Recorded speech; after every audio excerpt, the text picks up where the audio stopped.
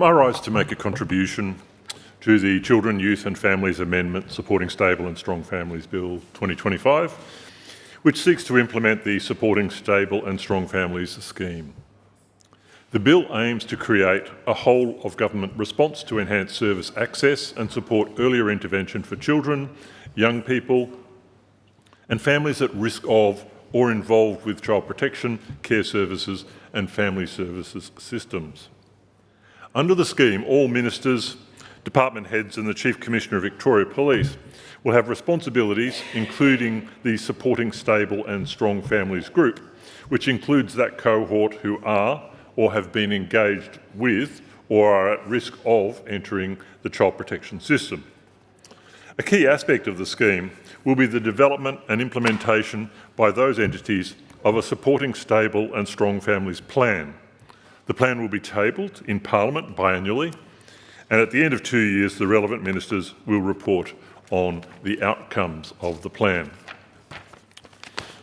This scheme is based on the Scottish model of corporate parenting, which we've heard, which was introduced in the UK in 2014, and I'll talk a bit more about that in a moment. This bill is supposed to complement the Children, Youth and Families Stability Bill, which we will be debating later this day. While we are supportive of the Stability Bill, which represents a positive move forward in the child protection space, we have some misgivings about this bill. The idea of a holistic whole-of-government approach to child protection is a laudable ambition. We are entirely supportive of the objectives of the bill. It's just that it doesn't do much in practical terms.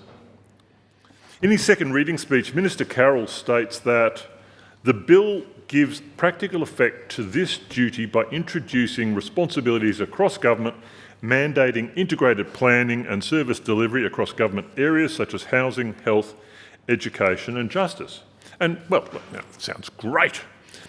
He goes on to say that the scheme will provide the framework for government to work together to identify gaps and challenges and to deliver better services to children and families, and that decision makers will be held to account for making this happen.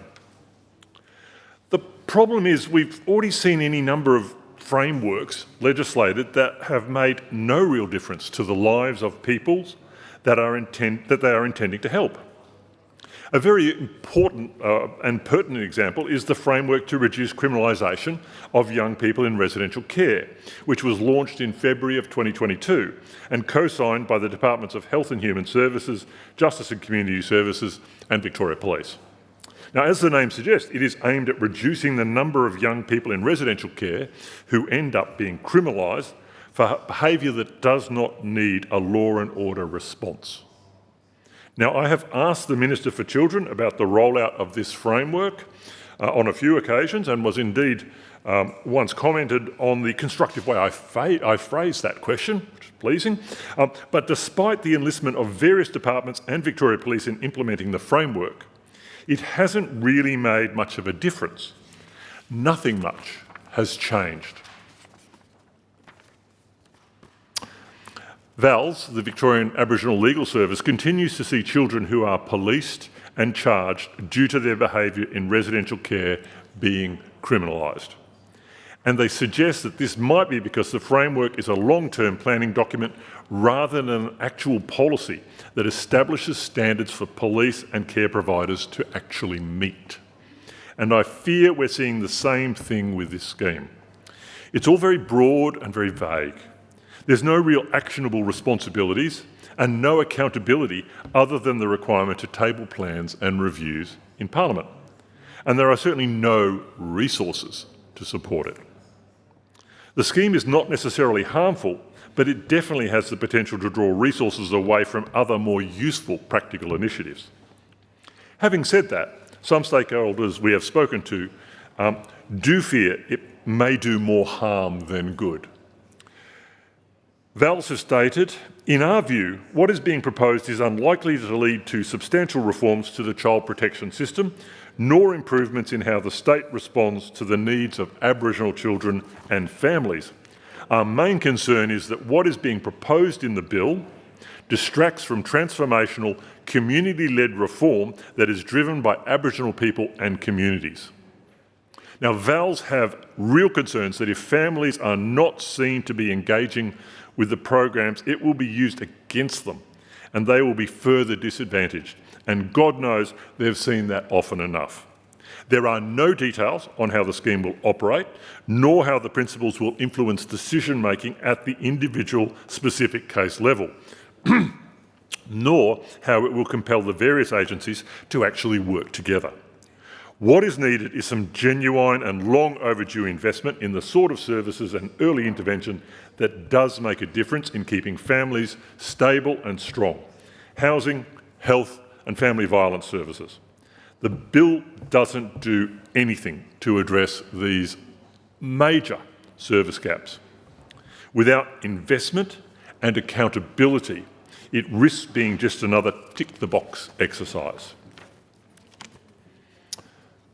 There were similar concerns raised about the effectiveness of the Scottish corporate parenting model on which this bill is based.